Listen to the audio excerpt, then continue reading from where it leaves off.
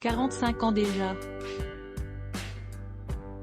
Claude François, qui est mort le 11 mars 1978, était réputé pour être séducteur et volage. S'il a vécu plusieurs idylles au cours de sa vie, dont une avec la chanteuse France Gall, le chanteur n'a été marié qu'à une seule femme.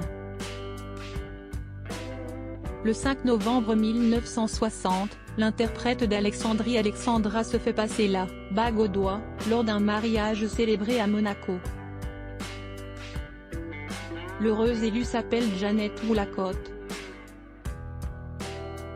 Lorsqu'elle croise la route de Claude François, au Sporting Monte-Carlo à la fin des années 1950, la danseuse anglaise fait partie des ballets de danse d'Arthur Placher, ballets qui seront plus tard reconnus comme abonnés aux grandes salles parisiennes dont l'Olympia, et plus tard dans nombre d'émissions de variété à la télévision, rapporte Olivier Delaveau dans son livre Claude François, l'intelligence populaire en chanson, paru aux éditions du Rocher en janvier dernier. Appréciée par ses beaux-parents, Jeannette Woolacott ne tarde pas à se marier avec le chanteur, âgé d'une vingtaine d'années à l'époque.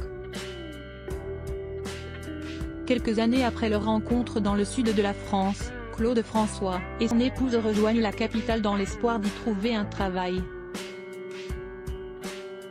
Mais la réalité s'avère finalement plus dure que ce que le chanteur populaire avait imaginé. Une fois à Paris, l'épouse du chanteur est engagée comme danseuse dans les ballets accompagnant les concerts de Gilbert Bécaud à l'Olympia. Problème, leur relation ne tarde pas à dépasser le cadre strictement professionnel. De quoi rendre Claude François fou de rage. Claude François, retour sur les femmes de sa vie et comme le raconte Olivier Delaveau dans son ouvrage consacré à l'interprète de cette année-là, Claude ne digère pas le coup que lui a fait son ami Gilbert Bécaud. Claude François prend des coups, ne digère pas de s'être fait larguer par son épouse pour un chanteur connu qui, en plus, faisait un malheur tant dans les galses que dans les ventes de disques, détaille l'auteur de Claude François, l'intelligence populaire en chanson. À la fin de l'année 1964, il enregistre Je sais, une chanson au titre évocateur, en hommage à Jeannette. En 1967, le divorce est acté. Claude François réfugie dans le travail, tandis que Jeannette Woolacott se consacre pleinement à sa nouvelle histoire d'amour avec Gilbert Bécaud.